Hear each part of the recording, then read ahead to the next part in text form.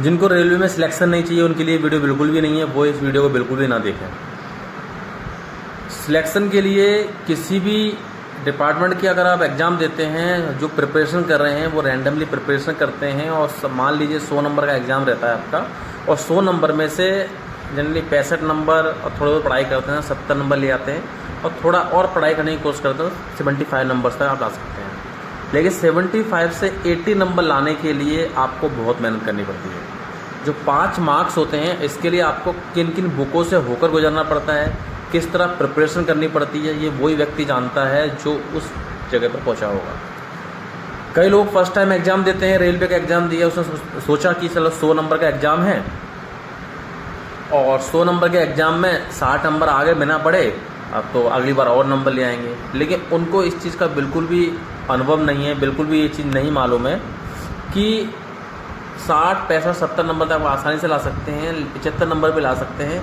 Last में जो 5 number, 4 number, 3 number का जो वेरिएशन होता है, उस वेरिएशन को कंप्लीट करने के लिए आपको कितने किताबों से गुजरना पड़ता है, कितनी रातों का त्याग करना पड़ता है, कितना संघर्ष करना पड़ता है, ये वही व्यक्ति जानता है जो उस जगह पर स्थान पर पहुँचा है संघर्ष करने के बाद। आज की जो वीडियो है, उस वीडियो में जो लोग रेलवे की प्रिपरेशन कर रहे हैं, चाहे वो 10th क्लास पास आउट हो, चाहे वो ग्रेजुएशन किया हो, चाहे एसआई की तैयारी कर रहे हो, कांस्टेबल की कर रहे हो, आरपीएफ से रिलेटिव मैं कुछ आपको चीज़ें बताना चाह रहा हूँ। हालांकि आरपीएफ जो रेलवे का एग्ज़ाम होता है, चाहे वो 10th क्लास से हो रहा हो, लेकिन उसका स्टैंडर्ड जो होता है वो स्टैंडर्ड एक अच्छा स्टैंडर्ड आता है, वो नॉर्मल एग्जामों की तरह नहीं आता। क्वेश्चन कहीं से भी पूछ लेता है। हाँ, ये बात कन्फर्म है कि जो 10th क्लास से एग्ज़ाम होगा, जो ग्रेजुएशन से एग्ज़ाम होगा, उसमें जो लेवल होगा लेवल में डिफरेंस जरूर होगा, लेकिन जो 10th क्लास का भी होगा उसका भी लेवल बहुत हाई या अच्छे लेवल का होगा। अब मैं बताना चाह रहा हूँ आपको कि 35 नंबर का मैथ्स आता है, 35 नंबर की रीजनिंग आती है, और 50 नंबर जो 50 नंबर है उसमें आपका जनरल अवेयरनेस आता है। तो मैं आपको रेलवे का 19 दिसंबर 2018 में एक एग्ज़ाम हुआ था एसआई का, उसका मैं एक एनालिसिस करना बताना चाह रहा हूँ, एनालिसिस करके कि किस तरह से आपको पढ़ाई करनी चाहिए। 19 दिसंबर 2018 का एक पेपर है, उसमें मैं जो जनरल अवेयरनेस है, उस जनरल अवेयरनेस के क्वेश्चंस किस तरह से पूछता है, उन क्वेश्चंस के अकॉर्डिंग आपको किस तरह से पढ़ाई करनी है। यानी कि जो 75 नंबर के बाद में जो 5 नंबर का जो वेरिएशन है वो कंप्लीट कैसे करना है, उस एनालिसिस की मैं बात कर रहा हूँ आपसे।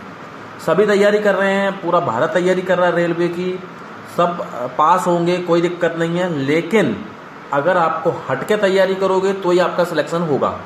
तो मेरा इस वीडियो को बनाने का केवल उद्देश्य एक ही है कि मैं उस 5 नंबर की प्रिपरेशन आपको कराना चाहता हूँ, केवल वो 5 नंबर की। मुझे मालूम है 70 नंबर तो आप 70-75 नंबर तो आप ले ही आएंगे, पढ़ रहे हैं तो ले ही आएंगे, लेकिन हम सिलेक्शन से दूर ना रह जाएं। और ऐसी क्या क्या गलतियां हमसे हो जाती हैं जिसके कारण बार बार हम कहते हैं यार हमारे 2 नंबर कम रह गए, यार हमारे 5 नंबर कम रह गए। तो ऐसा क्या करें कि वो वेरिएशन ही मैं शुरुआत से कम करना शुरू कर दूं।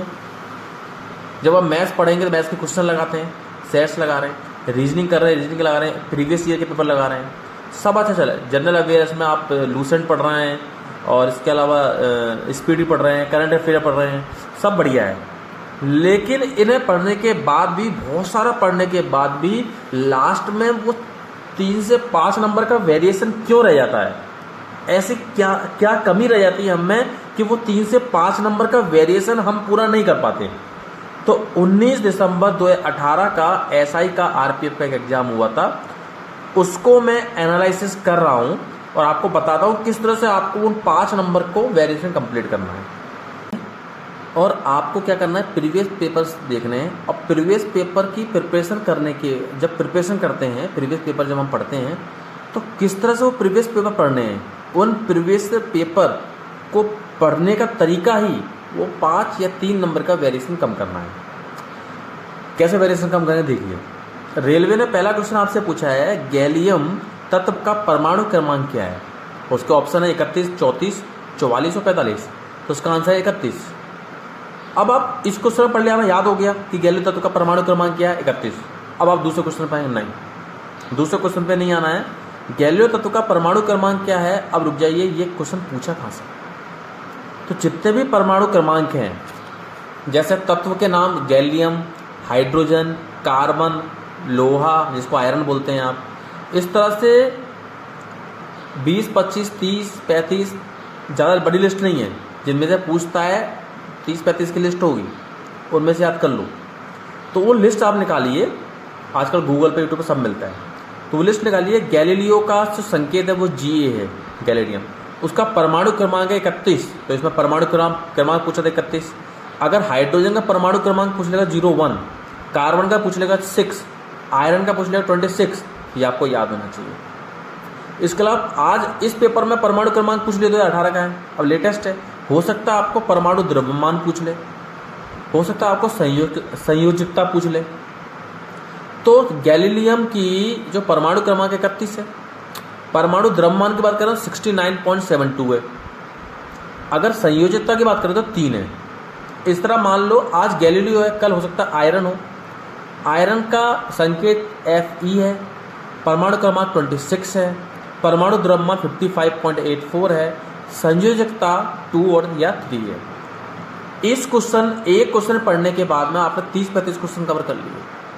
तो मैं आपको बताना चाहता हूँ कि एक क्वेश्चन देखा, इसमें आपको समझ में आ गया कहाँ से क्वेश्चन पूछ रहा है।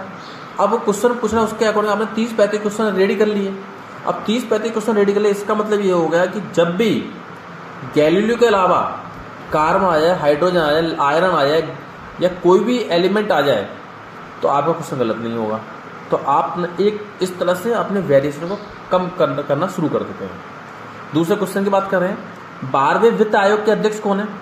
तो इसमें आंसर है श्री सी रंगराजन। अब रुक जाइए, वित्त आयोग का क्वेश्चन आया है तो ऐसा नहीं कि आप 15वें के 16वें के पढ़ना शुरू कर देना ही, वो तो पढ़ना ही है।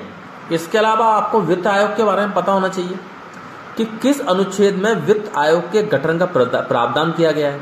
किस अनुच्छेद में किया है? 280 अनुच्छेद में वित्त आयोग के गठन का प्रावधान किया गया है। दूसरा, संविधान में वित्त आयोग के गठन का अधिकार किसको दिया गया है? संविधान में वित्त आयोग के गठन का अधिकार राष्ट्रपति को दिया गया है। 1951 में गठित प्रथम वित्त आयोग के अध्यक्ष कौन थे? पहली बार जब वित्त आयोग का गठन किया गया था 1951 में, उस समय केसी नियोगी जी थे जो अध्यक्ष बने थे। तो इस तरह से वित्त आयोग के बारे में क्वेश्चंस पढ़ लो। इसके अलावा अगर मैं दूसरी बात करूं, यूनेस्को निम्न में से कौन सा यूनेस्को के अंतर्गत शामिल विश्व विरासत स्थल नहीं है? ऑप्शन दिए हुए हैं, एलिफेंटा की गुफाएं, रानी की बावली, हुमायूं का मकबरा और चांद मीनार। इसका आंसर है चांद मीनार। थोड़ा वीडियो लंबा होगा लेकिन ये आपके लिए बहुत ही इंपॉर्टेंट है। चांद मीनार है। अब आप रुक जाइए, यूनेस्को के बारे में। यूनेस्को के अंतर्गत शामिल विश्व विरासत कितनी है, उनके पूरा नाम याद रखिए। यूनेस्को की स्थापना कब हुई, क्यों हुई और उसका मुख्यालय कहाँ पर है। इस तरह यूनेस्को के बारे में सब चीज़ पढ़ लीजिए। और यूनेस्को के बारे में तो पढ़ेंगे ही पढ़ेंगे, इसके अलावा जितनी भी ये विश्व विरासत स्थल हैं उनके बारे में पढ़ना है। मैं आपको लिख के दे रहा हूँ कि जो तैयारी आप कर रहे हैं वो तो करते रहिए। इसके अलावा 2 से 3 घंटे, क्योंकि इसमें टाइम ज़्यादा देना पड़ेगा, क्योंकि इसमें बहुत सारे क्वेश्चन बनेंगे। 2 से 3 घंटे अगर आप इनके ऊपर काम करते हैं तो आप बहुत तेज़ी से उस वेरिएशन को खत्म कर सकते हैं। जो आप प्रिपरेशन कर रहे हैं वो करते रहिए, क्योंकि वो भी जरूरी है, वो आपका बेस बना रही है। लेकिन अगर आपको वेरिएशन खत्म करना है और 1 टाइम में सिलेक्शन चाहिए तो आप इस तरह से पढ़िए। मैं लिख के दे रहा हूँ कि आपका सिलेक्शन फर्स्ट टाइम में हो जाएगा। दूसरा, अगले बात करते हैं, एडम गिलक्रिस्ट का उपनाम क्या है? अब लोगों को यही नहीं पता कि एडम गिलक्रिस्ट कौन है। कई लोगों को पता होगा कि वो एक क्रिकेटर है, विकेट कीपर थे, वो बहुत अच्छे ऑस्ट्रेलिया के थे। तो यानी कि क्रिकेट वाला क्वेश्चन पूछा है उसने। तो क्रिकेट वाला क्वेश्चन पूछा तो जो फेमस क्रिकेटर हैं उनके बारे में आपको मालूम होना चाहिए, ठीक है। जैसे आप MS धोनी को कूल मैन बोलते हैं, इस तरह सबके अलग अलग नाम होते हैं। एडम गिलक्रिस्ट को क्या नाम है उसका उपनाम? अगर उपनाम की बात करूँ तो उसका उपनाम है चर्ची, ठीक है। इस तरह से एक लाइन में से कौन सा खिलाड़ी टेबल टेनिस से संबंधित नहीं है? तो टेबल टेनिस से संबंधित पूछा है, नहीं कि वो खेल से संबंधित पूछ रहा है। तो आपको सबके बारे में मालूम होना चाहिए, ठीक है। इसके अलावा अगर मैं बात करूं आपसे, भारतीय संविधान की 8वीं अनुसूची संबंधित है। 8वीं जो अनुसूची है वो किससे संबंधित है? तो उसमें क्वेश्चन दिया है मूल अधिकारों से, आधिकारिक भारतीय भाषाओं से, मूल कर्तव्यों से, न्यायालयों के अधिकार क्षेत्र से परे कानूनों से। तो इसका आंसर है आधिकारिक भारतीय भाषाओं से। तो अब रुक जाइए, मूल अधिकार क्या होते हैं, मूल कर्तव्य क्या होते हैं, दोनों में अंतर क्या होता है, न्यायालयों के अधिकार क्षेत्र में परे कानून क्या होते हैं, इस सब के बारे में वो जानकारी होनी चाहिए। भारतीय संविधान का बेसिक आपको मालूम होना चाहिए। मूल अधिकार सबसे इंपॉर्टेंट, मूल अधिकार किस देश के संविधान से लिए गए हैं, मूल कर्तव्य किस देश के संविधान से लिए गए हैं, न्यायालय प्रणाली किस देश के संविधान से ली गई है। ये क्वेश्चन बहुत ही इंपॉर्टेंट है और ये क्वेश्चन ज़्यादातर लोग याद भी करते हैं और गलत हो जाते हैं। इनको अच्छे से करो और इस तरह से आप पढ़ें तो क्लियर हो जाएगा आपको। दूसरा बात कर रहे हैं हम, नील विद्रोह निम्न में से किस राज्य में हुआ, तो पश्चिम बंगाल में हुआ। जितने भी विद्रोह वाली नील विद्रोह हैं, क्रांतियां हैं, दुग्ध क्रांतियां हैं, इनके बारे में आपको नॉलेज होनी चाहिए। टोटल एक क्वेश्चन पढ़ लो, उसके ऊपर नीचे पूरी वीडियोस निकाल के अपने नोट्स बना लो। इसके अलावा सूर्य और मंगल ग्रह के बीच की दूरी, ऐसे क्वेश्चन नहीं पूछनी चाहिए रेलवे को, लेकिन पूछ रहा है। अब सूर्य और मंगल के ग्रह के बीच की दूरी पूछ रहा है वो। कल पृथ्वी और चंद्रमा के बीच की भी दूरी पूछ सकता है। हर एक की नहीं पूछेगा, लेकिन हम एक अंदाजा लगा रहे हैं। वो ये नहीं पूछ सकता कि मंगल ग्रह और शुक्र ग्रह के बीच की दूरी क्या है। ऐसे पूछने के परसेंटेज कम है उसके। लेकिन वो ये सूर्य और मंगल पूछ लिया उसने। अब वो सूर्य और पृथ्वी पूछ सकता है, सूर्य और चंद्रमा पूछ सकता है, चंद्रमा और पृथ्वी पूछ सकता है। नहीं, जो हमारे पृथ्वी से रिलेटेड है उन चीज़ों को पूछ सकता है। ग्रह से ग्रह रिलेटेड पूछने के चांस कम है। तो मैं आपसे ये बोलना चाह रहा हूँ कि सूर्य मंगल हो गया, फिर सूर्य चंद्रमा की दूरी कितनी है, सूर्य पृथ्वी की दूरी कितनी है, चंद्रमा और पृथ्वी की दूरी कितनी है। इस तरह से आपको उसके बारे में मालूम होना चाहिए। क्लियर है? इससे आपको एक क्वेश्चन के चक्कर में आपको बहुत सारे क्लियर होगा। सूर्य और मंगल ग्रह के बीच की दूरी 227.9 मिलियन किलोमीटर है। अगले की बात करूँ, जैसे मैं आपसे, थोड़ा लंबा वीडियो होगा लेकिन आपके लिए बहुत ही काम आएगा ये वीडियो। भारत का राष्ट्रपति अपना इस्तीफा किसको संबोधित करता है? It's a very important question. Bharat का राष्ट्रपति अपना इस्तीफा किसको संबोधित करता है? तो भारत के प्रधानमंत्री को, भारत के मुख्य न्यायाधीश को, लोकसभा अध्यक्ष को, उपराष्ट्रपति को। तो भारत का राष्ट्रपति पद उसका ऊपर है, लेकिन वो अपना इस्तीफा किसको देगा? उसके नीचे का जो व्यक्ति होगा, उपराष्ट्रपति, उनको देगा। ठीक है। अब आपको ये मालूम होना चाहिए कि भारत के प्रधानमंत्री अपना इस्तीफा किसको देंगे, भारत के मुख्य न्यायाधीश अपना इस्तीफा किसको देंगे, लोकसभा अध्यक्ष अगर इस्तीफा देना चाहते हैं वो किसको देंगे। तो एक क्वेश्चन से 4 क्वेश्चन कंप्लीट हो गए। और इसके अलावा राष्ट्रपति से, प्रधानमंत्री से, मुख्य न्यायाधीश से, उपराष्ट्रपति, जितने भी रिलेटेड क्वेश्चन उनको कवर करने की कोशिश कीजिए आप। दूसरा, इथियोपिया की राजधानी क्या है? इथियोपिया की राजधानी क्या है? एडिस अबाबा, अकरा, फनोम पेन, क्वालापुरम। तो इसका राजधानी है एडिस अबाबा। तो अब राजधानी आ गई देश की, तो आपको देशों की राजधानी तो पता ही होनी चाहिए, और जो अदर कंट्रीज हैं उनकी भी राजधानी पता होना चाहिए। हमारे देश में जितने भी राज्य हैं उनकी राजधानी तो याद होनी ही चाहिए। बाहर के जो देश हैं उनकी राजधानी भी आपको याद होनी चाहिए, जिससे आपका जो वेरिएशन है वो कम ना हो जाए। तो सब पढ़ते रहते हैं, बहुत पढ़ते हैं, लेकिन वो राजधानी अच्छे से ध्यान नहीं दे पाते। एक क्वेश्चन राजधानी का आता है, वो 1 नंबर कम रह जाता है। रेलवे में तो वैसे भी नेगेटिव मार्किंग है, इसमें आप गड़बड़ हो जाएगा, गलत क्वेश्चन हो गए। इसलिए क्वेश्चन जितने भी करेंगे वो सही करने पड़ेंगे। गलत करोगे तो गलत, आप नेगेटिव मार्किंग में पहुंच जाओगे आप। थेम्स नदी किस देश में बहती है? इंग्लैंड में बहती है थेम्स नदी। अब नदियों के बारे में बात कर रहा है, तो जो फेमस ऑल ओवर वर्ल्ड की नदियाँ, उनको आपको मालूम होना चाहिए।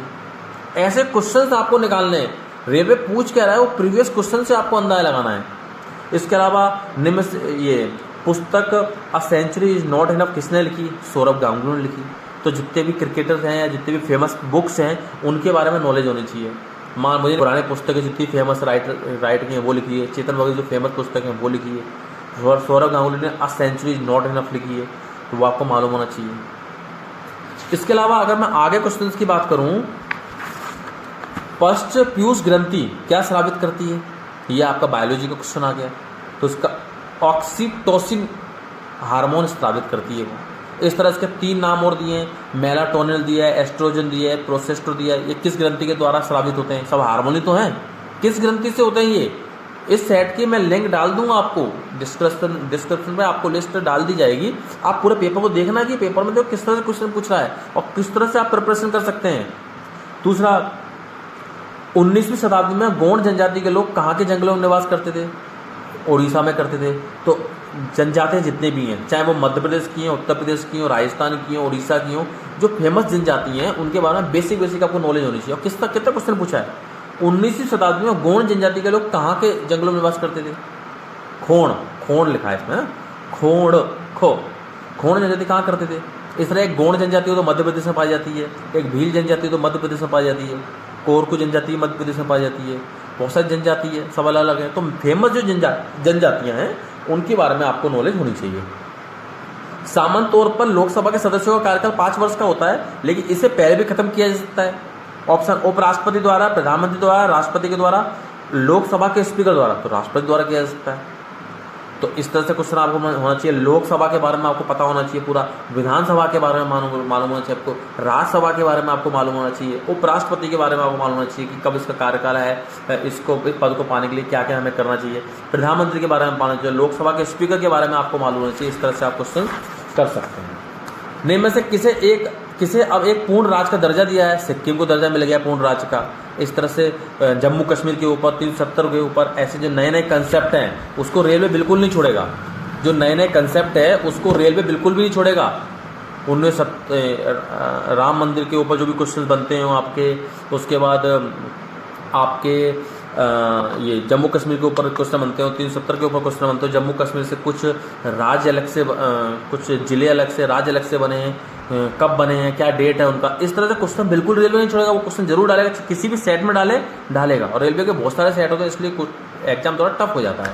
ठीक है, इसलिए ध्यान रखना इसको, ये नहीं छोड़ना। आधुनिक, इसके बाद आपके पास आधुनिक जीवाणु विज्ञान के जनक कौन है? तो इसका आंसर है रॉबर्ट कोच है। इसके अलावा 3 साइंटिस्टों का नाम और इसके अंदर, जैसे वॉन वेवर है, आर मिश्र है, एडवर्ड जेनर है। ये किसी ना किसी विज्ञान के जनक जरूर होंगे, इनके बारे में आपको नॉलेज होना चाहिए। अगला क्वेश्चन की अगर बात करूं, ऑक्जेलिक अम्ल का IUPAC नाम क्या है? तो ऑक्जेलिक अम्ल का एथेनेडिओइक अम्ल नाम है। इस तरह 3 नाम और इसके अंदर दिए हुए हैं, एक ब्यूटेनोइक अम्ल, एक मेथेनोइक अम्ल, एक हेक्सेनेडिओइक अम्ल। ये सारे किसी न किसी अम्ल के IUPAC नाम है। आपको इसकी IUPAC नाम के बारे में डिटेल्स आपको जरूर मालूम होना चाहिए। आप सब कुछ पढ़ेंगे, IUPAC का कोई क्वेश्चन का टॉपिक आएगा वो भी पढ़ लेंगे, लेकिन अगर सेट के अंदर है ये क्वेश्चन तो उसके बारे में आपको 100% नॉलेज होना चाहिए, तभी उस वेरिएशन को खत्म कर पाएंगे। 1929 में भारतीय राष्ट्र कांग्रेस का अधिवेशन कहाँ हुआ था? ये लाहौर में हुआ था। भारतीय राष्ट्र कांग्रेस के बारे में आपको पूरी जानकारी होनी चाहिए। बोधिसत्व शब्द किस धर्म से संबंधित है? बौद्ध धर्म से संबंधित है। धर्म से संबंधित क्वेश्चन आ गए, जैन धर्म, वैष्णव धर्म, शैव धर्म और बौद्ध धर्म, इन सब के बारे में आपको नॉलेज होना चाहिए। इनके संस्थापक कौन थे, ये इसके बारे में आपको नॉलेज होना चाहिए। टोंगा की खाई की किस महासागर में स्थित है? प्रशांत महासागर में स्थित है। तो इस तरह खाई के बारे में भी आपको नॉलेज कहने के होना चाहिए। ठीक है, इस तरह से आपको अपने वेरिएशन को धीरे धीरे आप कम करना शुरू कर देंगे। ठीक है, एसिटिक अम्ल CH3COOH का आयनीकारक नेतांक कितना है? तो इसका 1.74 × 10⁻⁻⁵। तो जितने भी आयनीकारक नेतांक है वो सारे आपको याद होना चाहिए। इसके अलावा लिखा संवेग ज्ञात करने का सूत्र क्या है? फिजिक्स का क्वेश्चन आ गया, द्रव्यमान गुणा वेग। इस तरह से वेग बटे द्रव्यमान दिया, द्रव्यमान बटे वेग दिया है, द्रव्यमान गुणा त्वरण दिया है। इस तरह जितना भी ये संवेग ज्ञात करने के सूत्र हैं, जितने भी ये द्रव्यमान वेग से रिलेटिव क्वेश्चन से सूत्र है, वो आपको सूत्र मालूम होना चाहिए। आज ये सूत्र पूछे, कल कुछ और दूसरा सूत्र पूछ सकता है, पूछेगा जरूर। निम्न में से कौन सा देश भारत के साथ सीमा साझा नहीं करता है? तो मालदीव जो है भारत के साथ सीमा साझा नहीं करता है। अफगानिस्तान करता है, भूटान करता है, नेपाल करता है। ऐसे कितने देश हैं जो भारत के साथ स्थल सीमा लगाते हैं? ऐसे कितने देश हैं जो भारत के साथ समुद्री सीमा लगाते हैं? ऐसे आसपास के देशों के बारे में आपको नॉलेज होनी चाहिए जो भारत से रिलेट करते हैं। RTGS का फुल फॉर्म आ गया। हमेशा बैंक में आप RTGS करते हैं, real time gross settlement full form पूछ रहा है आपसे। आज RTGS की फुल फॉर्म पूछ ली, कल आपसे नेफ्ट की फुल फॉर्म पूछ लेगा, अगले सेट में आपसे ATM की फुल फॉर्म पूछ लेगा। इस तरह बैंक से रिलेटिव जो भी शॉर्ट फॉर्म्स होते हैं उनके बारे में आपको नॉलेज होना चाहिए। लोकसभा में निम्न में से किस राज्य के प्रतिनिधियों की संख्या सर्वाधिक होती है? तो लोकसभा में सबसे ज्यादा उत्तर प्रदेश की में संख्या ज्यादा होती है, कि उत्तर प्रदेश सबसे बड़ा राज्य जनसंख्या के मामले में, तो सीटें भी स्वाभाविक सी बातें ज्यादा होंगी। ठीक है, इसके अलावा लोकसभा के बारे में पूछ रहा है तो आपको राज्यसभा के बारे में, विधानसभा के बारे में नॉलेज होना चाहिए। ठीक है, इसके अलावा पुस्तक the archaeology of ancient Indian cities किसने लिखी? ये दिलीप कुमार चक्रवर्ती ने लिखी। तो दिलीप कुमार चक्रवर्ती की जितनी पुस्तक है वो लिख लो। ऐसी राज कलानी नाम से ऑप्शन दिया हुआ है, उनकी 2-4 पुस्तक देख लो। अकबरनामा, इसके बारे में देख लीजिए आप। ठीक है, उपेंद्र कुमार, इनके बारे में कुछ पुस्तक देख लीजिए, तो आपके क्या वेरिएशन खत्म हो जाएगा। खजुराहो में पाया गया प्रसिद्ध लक्ष्मण मंदिर किसके द्वारा बनाया गया था, तो खजुराहो में पाया गया प्रसिद्ध लक्ष्मण मंदिर चंदेल द्वारा बनाया गया था। चंदेल के द्वारा बनाया गया था। चंदेल कौन है, कहाँ से आए, संस्थापक किस तरह से, सारे नॉलेज है। राष्ट्रकूटों, पल्लवों, चालुक्यों, इनके बारे में नॉलेज होना चाहिए आपको। खेड़ा सत्याग्रह कहाँ हुआ था, गुजरात में हुआ था। इस तरह के जितने भी सत्याग्रह हैं उनके बारे में आपको नॉलेज होना चाहिए। असम की राजधानी, इसमें दिसपुर आगे राजधानी आपको आनी चाहिए। भारत की तो आनी, भारत में जितने भी राज्य हैं उनकी राजधानी तो पता ही होनी चाहिए। बाहर जितने देश हैं उनके बारे में आपको नॉलेज होना चाहिए। अगला क्वेश्चन की बात करें, भारतीय वन्य जीव संरक्षण अधिनियम कब हुआ, यह आपका आगे ईवीएस पर्यावरण आ गया। भारतीय वन्य जीव संरक्षण अधिनियम कब हुआ, इसमें आंसर दिया 1972 में हुआ। तो वन्य जीव संरक्षण नियम कब बनाया जाता है, क्यों स्थापना हुई, इसका उपयोग क्यों होता है, किस लिए बनाया जाता है, क्या इसके उद्देश्य हैं, ये सब आपको मालूम होना चाहिए। अगला लिखा है इसमें, भारतीय संसद का कौन सा सदन अधिक शक्तिशाली है, तो ऑप्शन है राज्यसभा, लोकसभा, राज्यसभा, कहा नहीं जा सकता लोकसभा, तो लोकसभा सबसे ज्यादा शक्तिशाली है क्योंकि कानून वगैरह वहां से ही बनते हैं। हालांकि लोकसभा राज्यसभा को मिलाकर कानून बनते हैं, लेकिन लोकसभा ज्यादा शक्तिशाली है। इस तरह से आपको लोकसभा, राज्यसभा बार बार क्वेश्चन रिपीट हो रहा, तो इनके बारे में आपको संविधान की नॉलेज, बेसिक नॉलेज जरूर होनी चाहिए। भारतीय निर्यात ऋण गारंटी निगम ईसीजीसी का मुख्यालय कहाँ है, क्या है, भारतीय निर्यात ऋण गारंटी निगम का मुख्यालय कहाँ पर है, मुंबई में। इस तरह से मुख्यालय की सूची आपको बात होनी चाहिए, हर एक का मुख्यालय आपको याद होना चाहिए। भारत के सर्वोच्च न्यायालय की स्थापना कब हुई, 1950 में सर्वोच्च न्यायालय की स्थापना हुई। सर्वोच्च न्यायालय के बारे में आपको नॉलेज होनी चाहिए। नदियों द्वारा निर्मित द्रोणियां क्या कहलाते हैं, द्रोणियां क्या होता है, बेसिन होता है। ये सब नदियों के संबंधित क्वेश्चन है, वो आपको मालूम होना चाहिए। भूतल और समुद्र के बीच की सीमा रेखा क्या कहलाती है, तो जो भूतल है और समुद्र के बीच की जो सीमा रेखा होती है क्या बोलते हैं, उसे बोलते हैं समुद्र तट। सीधा समुद्र तट बोलते हैं, ठीक है। इसके बाद बंजर क्या होता है, तल घाटी क्या होता है, टापू क्या होता है, इनके बारे में आपको नॉलेज होना चाहिए। ड्यूस शब्द का प्रयोग किस खेल से संबंधित है, टेनिस से संबंधित है। अब ये खेल से संबंधित है, आपको टेनिस के बारे में नॉलेज होना चाहिए, कितने खिलाड़ी होते हैं, क्रिकेट के अंदर कितने खिलाड़ी होते हैं, गोल्फ के अंदर कितने खिलाड़ी होते हैं, फुटबॉल के अंदर कितने खिलाड़ी होते हैं, इनमें जो ट्रॉफियां मिलती हैं उनके बारे में आपको नॉलेज होना चाहिए। सारी ट्रॉफियों के नाम आपको पता होना चाहिए कि फुटबॉल में इतनी ट्रॉफी होती है, रग्बी फुटबॉल में कितना होता है, कितने खिलाड़ी होते हैं, फुटबॉल में 11 होते हैं, रग्बी फुटबॉल में 15 होते हैं। इस तरह से मालूम होना चाहिए आपको। पोलो में 4 होते हैं, है ना, वाटर पोलो में 7 होते हैं। इस तरह से आपको खेलों के बारे में नॉलेज होना चाहिए, उनके ट्रॉफियों को मालूम होना चाहिए। जवाहरलाल नेहरू की मृत्यु के तुरंत बाद भारत का कार्यकारी प्रधानमंत्री किसे बनाया गया था, तो गुलजारी लाल नंदा जी को बनाया था। तो ये प्रधानमंत्री, इसका मतलब कृष्णमाचारी प्रधानमंत्री होंगे, इंदिरा गांधी प्रधानमंत्री होंगी, ठीक है। इसके अलावा लाल बहादुर शास्त्री प्रधानमंत्री होंगे। तो इनके बारे में वो बेसिक नॉलेज जरूर होनी चाहिए। ज़्यादा कठिन क्वेश्चन नहीं आते हैं, सिंपल ही आते हैं, लेकिन उसके बारे में बेसिक नॉलेज करेंगे तो वेरिएशन जो है, जो 5% और 3% की वेरिएशन है, उसमें थोड़ा सुधार हो जाएगा आपका। इसके अलावा योग सूत्र किसके द्वारा लिखा गया है, ये पतंजलि के द्वारा लिखा गया है। इसके बाद नागसेन किसके द्वारा लिखा गया है, कर्णात किसके द्वारा लिखा है, वासुमित्र किसके द्वारा लिखा गया है। कोलंबिया की मुद्रा आ गई। अब कोलंबिया की मुद्रा आ गई, कोलंबिया पैसा होती है। रूस की मुद्रा आ सकती है, दुबई की मुद्रा आ सकती है ना, उसके यूएसए की मुद्रा आ सकती है, यूएई की मुद्रा आ सकती है, मलेशिया की मुद्रा आ सकती है, ठीक, मलेशिया की रिंगिट होती है, ठीक है। इस तरह से अमेरिका के डॉलर्स आपको पता ही है ना। इस तरह सबकी मुद्राएं होती हैं, वो आपको मालूम होना चाहिए। मुद्राएं, राजधानी, ये आपको मालूम होना चाहिए। ऐसा ही पद्धति में गुणज 10 की पावर -18 का उपसर्ग क्या है, तो अट्टो बोलते हैं इसको। ऐसे अट्टो, यक्टो, एक्सो, योटो, ये फिजिक्स होती है, इसके बारे में आपको नॉलेज होना चाहिए। इस प्रकार से मैं आपसे कहना चाह रहा हूं कि अगर आप आरपीएफ में, चाहे 10th क्लास से आप पास कर रहे हो, कांस्टेबल बनना चाहते हो, चाहे एसआई बनना चाहते हो, आप जो प्रिपरेशन कर रहे हैं, जो 35 नंबर का आपका मैथ है, उसकी प्रिपरेशन अच्छे से करिए। 35 नंबर रीजनिंग अच्छे से प्रिपरेशन करिए, प्रैक्टिस करिए, इसी तरह प्रिपरेशन करिए। मैथ और रीजनिंग प्रैक्टिस मांगती है, लेकिन जनरल अवेयरनेस जो 50 क्वेश्चन है, उसमें कम से कम आपको 45 ऊपर आना चाहिए। अब बहुत आसान है, लेकिन आप जब तैयारी कर रहे हो, लूसेंट तो पूरा अच्छे से पढ़ लीजिए। इसके करंट अफेयर के लिए बहुत सारी बुक्स आती हैं, स्पीड में सजेस्ट करता हूँ, स्पीड पढ़ सकते हैं, वो रेलवे के लिए बेस्ट है, वो स्पेशली रेलवे के लिए है। इस करंट अफेयर से बहुत सारे यूट्यूब पे चैनल चल रहे हैं, उत्कर्ष का चैनल है करंट अफेयर का, गौरव सर पढ़ाते हैं, उनको आप पढ़ सकते हैं, गौरव सर वाले को। इसके अलावा बहुत सारे करंट अफेयर पढ़ाते हैं जो आपको लगता है कि आपके अनुरूप है, उनको आप पढ़ सकते हैं, ठीक है। करंट अफेयर में विशेष ध्यान देना है और बेसिक जो चीजें इन पे ध्यान देना है। रिजल्ट के नजदीक ले जाएगी, पास करने के लायक करेगी, वो है रिवीजन। आप रिवीजन करिए, पुराने सेट जितने लगा सकते हैं लगाइए, और पुराने सेट लगाने का तरीका जिस तरह मैंने बताया वैसा ही करना है। ऐसा नहीं कि आपको 120 क्वेश्चन है, ये पढ़ लिया, ये पढ़ लिया, ये पढ़ लिया, ऐसे करोगे तो कोई फायदा नहीं है। ये पढ़ लिया, रुक जाओ, उनके 4 ऑप्शन के लिए करो, नोट्स बनाओ, चलन दो, और रिवीजन फर्स्ट, रिवीजन पे विशेष ध्यान दो, आपका सिलेक्शन हो जाएगा। आपके भविष्य सुनहरा हो, ऐसी मैं कामना करता हूँ। नमस्कार।